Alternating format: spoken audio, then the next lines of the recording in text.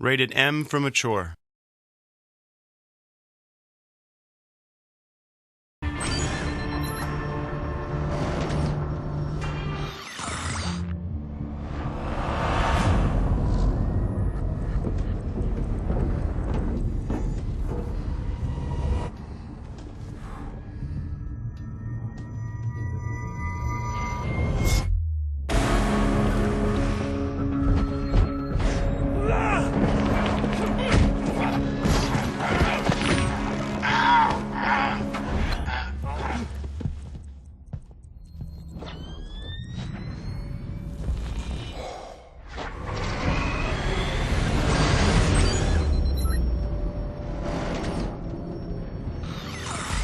Whether you're new to Splinter Cell multiplayer, or if you're a veteran who has crushed Chaos Theory, you should be able to jump right into the action in Double Agent multiplayer.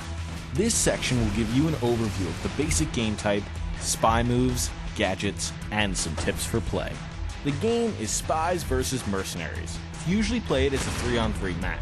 Spies are controlled from the third-person perspective, as they use agile maneuvers and gadgets to hack terminals and complete objectives. The Spies will win the match after successfully extracting data from 2 terminals before time runs out.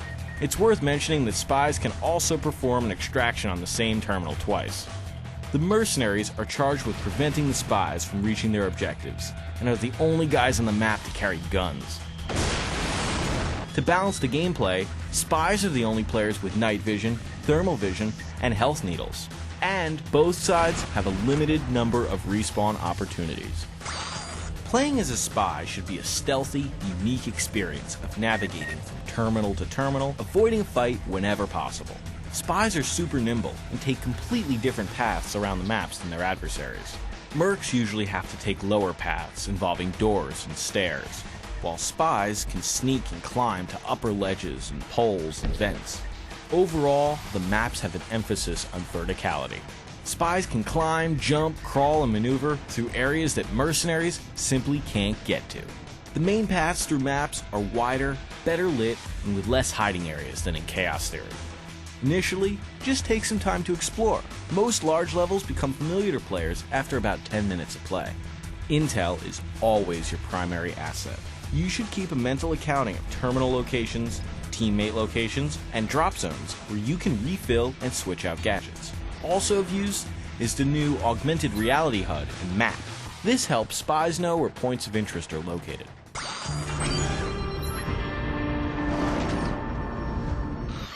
Spies are an infiltration class and are not specifically equipped for fighting. However, they can grab mercs from behind or from a ledge, or jump down on them to stun them.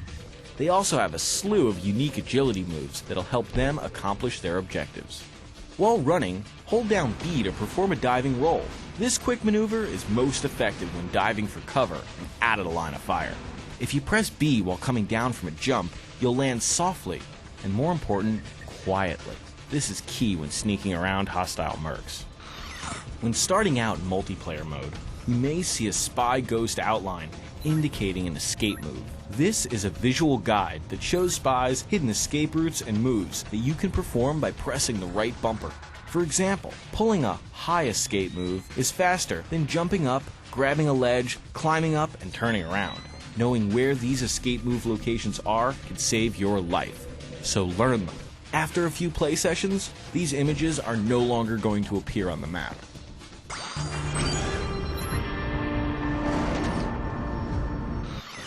The main tool of the spy is the hacking device. This glove emits ultra-high frequency waves, which can be used to bust out lights, hack generators, doors, windows, and much more. Before entering any room or area, spies should take out all light sources to increase their visual protection. In some maps, such as Motorway 90 or Red Diamond, spies can hack a power station, cutting power to a significant number of lights on the map. As a spy, you'll always outperform the mercs in the dark. Since spies don't carry a gun, they can use their hacking device to hack mercenary suits, disrupting their detection devices. In Double Agent, spies can now download from a distance, adding new strategic elements and accessibility options. However, the range between the spy and the terminal will affect the speed of extraction. take note of the signal bars on the hacking device to check your connection speed. And if you're in a situation where you must abort a hack, don't hesitate. Survival is always priority. All of the terminals are linked and save your progress, as long as you don't die. It's always better to slip away and find a less guarded terminal than to be taken out. Smoke grenades not only hide your presence, they can really slow down mercenaries. While taking point, if a merc is chasing or engaging a fellow spy, try and regain control of the situation with a smoke grenade. His movement and speed will be greatly affected, and spies can use this opportunity to escape, and if possible, retrieve stolen data from a terminal. The yellow terminal is being attacked! Flash grenades will disrupt mercenaries' vision and motion detectors. Before hacking, spies should always have their flash grenades equipped. Flashers are best used when you're caught in the open and you must make a quick escape. Jammers can be used to trip off and scramble mercenary proximity detectors. These gadgets can and should be used to lead mercs away from a potential hacking target. If one spy is in position to hack, their teammate should hide a jammer in another location to mislead the enemy. The merc may become confused as to the spy's location, and the hacking spy will have more time to complete their objective. Do not simply leave the jammer in plain sight. Hide them near walls or behind shelves and other objects. The longer the merc must search for the jammer, the more of their time you've wasted. Having a vantage point of the situation can also help, as the jamming spy can update the hacking spy on the merc's status via voice chat. He's almost found the jammer. What's your status? We're clear. Get out of there. Playing as the Spies is a sneaky, adrenaline-filled experience. However, great double agent players switch off playing as spies or mercenaries. Knowing and understanding your competition is a great way to best them, and it's also the only way to net all of the earned items like ranks and skins.